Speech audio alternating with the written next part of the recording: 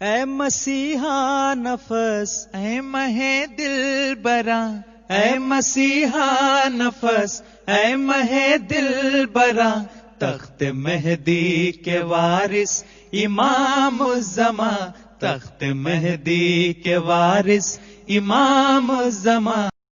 Assalamu alaikum wa rahmatullahi ta'ala wa barakatuhu. Ashhadu an la ilaha illallah wahdahu la sharika lah wa ashhadu anna Muhammadan abduhu wa rasuluhu. Amma ba'du, fa'udhu billahi minash shaitanir rajim. Bismillahir rahmanir rahim. Nahmaduhu wa nusalli ala rasulihil kareem wa ala abdil masihil ma'ud. Our dear viewers, I greet you all that may the peace and blessings of Allah be upon you. On today's episode, we are going to continue from where we stopped. In our last episode, I discussed the topic, that is the sources of proofs. So where we discussed some of the sources where we are going to get our information regarding Isra and Mi'raj. And today we are going to start from the second stage of the lecture, which is the definition of Isra and Mi'raj. And that's, I will start from the definition of Isra. Like I said before, that this incident is found in the Holy Quran, and that can be found in Surah to Bani Israel, and some do call it Surah to Isra, and that is in Quran chapter 17, verse 2. That is after counting the Bismillah. If you make the Bismillah the first verse, so the second verse, that is Subhanalladhi asra bi abdihi laylan ila al-masjid al-haram ila al-masjid al-aqsa alladhi barakna hawlahu linuriyahu min ayatina innahu was-sami'ul basir.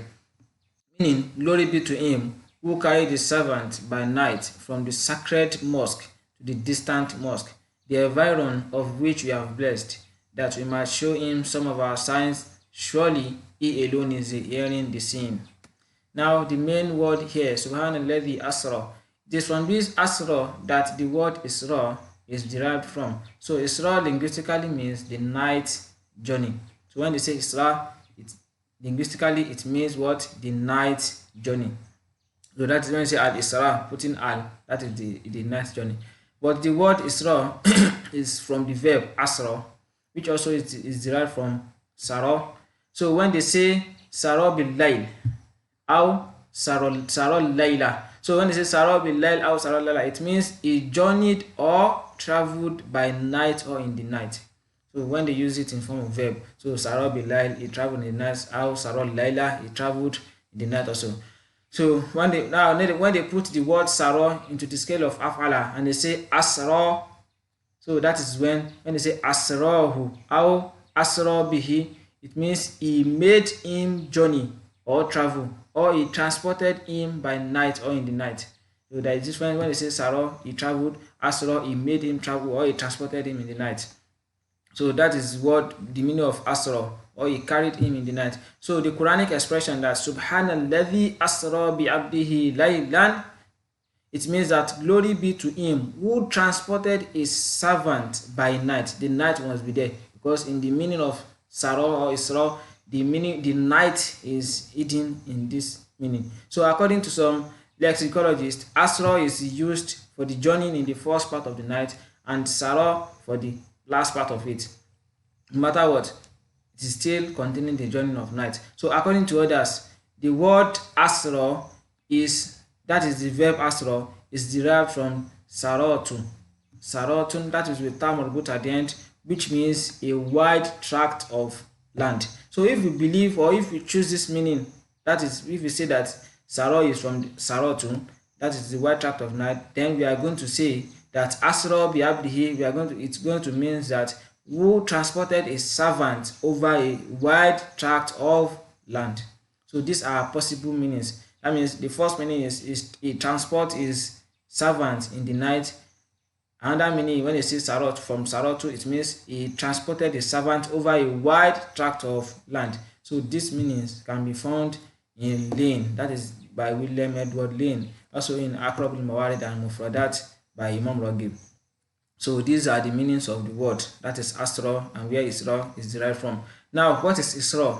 Isra means it is the night journey of Prophet Muhammad Sallallahu from Mecca, as it is mentioned in the Holy Quran, in al-Masjid al-Haram. And Masjid al-Haram, which is sacred mosque, is referring to Kaaba and also the environment of the Kaaba. So it means the journey started from Mecca to a place called Masjid al-Aqsa, that Masjid al-Aqsa, which can mean the distant or far mosque, but which could denote, according to many Muslims, according to a lot of scholars, they believe that this is referring to the mosque of Prophet Sulaiman in Jerusalem, and that is Masjid al-Aqsa, and that is also contained in the hadith that Islam he traveled to Masjid al-Aqsa, which is in Jerusalem.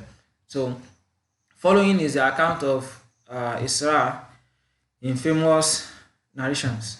You know, there are a lot of narrations, but due to the fact that we are just doing the introduction, we are just talking about the definition and explaining what Isra is. So that's how I'm going to limit myself to some of these details regarding Isra. So this hadith is narrated by Abu Sa'id al-Khudri concerning the verse of Isra, and this hadith is found in Tafsir al-Tabari. So when we check the Tafsir al-Tabari by Imam Abu Ja'far Muhammad bin Jarir al-Tabari, volume 7, page 13. So that hadith is found there. That is talking about under the verse of Subhanallah Asra. So he narrated that on the night of Isra, Angel Jibril والسلام, brought Buraq. Buraq, we are going to talk about this later, but it was the animal that carried him. And the name of Buraq, as believed by a lot of scholars, is that it was derived from Barkun. Barkun means lightning. You know, when there is thunder and the lightning came, so that is Barkun. So people believe that this Buraq is from the name Barkun, and because the speed of this Buraq is so high that it travels in the speed of light. So because of the speed is in the speed of light, that's why they name it Buraq. So that's another thing. So Prophet said, Angel Jibril brought Buraq to Prophet and he began to mount himself. That is, began to mount himself upon this Buraq, upon which this Buraq it made some noises. Then Malaka Jibril said, "Stop! By Allah, to this day, no man of such greatness has mounted upon you." At this, it began to perspire profusely in embarrassment and stood silently. After this, Prophet Muhammad mounted himself upon it, and along with Angel Jibril salam, he started off towards Jerusalem. En route, the Prophet along with Angel Jibril, they encountered an old lady. And when he asked Angel Jibril, "Who is this?" Angel Jibril said, "Move forward, move forward." That was the reply he gave to him. Then when they moved forward, after some time, someone called him from one side of the path, saying, "Muhammad, come here." So when that sound called him, Angel Jibril said, "Move forward, move forward." Then they moved forward. Then after some time, he met a group of people on the way who greeted him in the following words: "Oh Awal," that is, "Oh the first. Oh, the peace be upon you. Oh Akhir, oh the last. The peace of God be on you. Oh Hashir, the peace of God be upon you." So Angel Jibril instructed Prophet to respond to their greetings. So, and he responded. After some time, this very group met Islam. They met him again and greeted him with the same words. And after a little while, a third time, this same occurrence took place. After which Islam reached Jerusalem. So here, Angel Jibril presented 3 cups.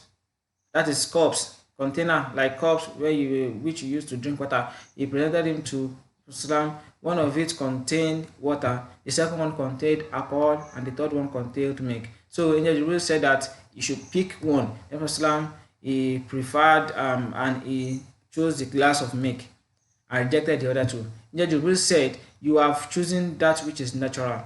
For if you had taken the water, your community would have drowned. And if you had chosen the glass of alcohol, your community would have gone astray." Then Adam salam, and the prophet after him were brought before Prophet Muhammad and he led them in congregational prayer. After this, Angel Jibril said, "The old lady that you saw on your way here was the word. And now the time remaining of this word is equivalent to the life left for this old woman. And as for the one who called you to the side of the path, it was Satan, who wished to divert your attention from your true path and toward himself.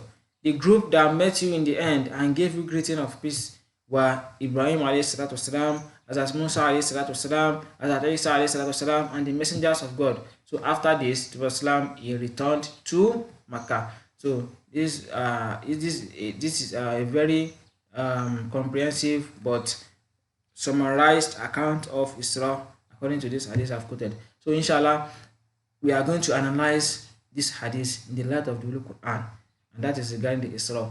Because of time, inshallah, in the next episode, we are going to talk about the definition of Mi'raj also, and after which we are going to start from the third phase of this lecture. May Allah make it easy for every one of us. Please don't forget to like, share, and subscribe. Jazakumullah khairan as you do so.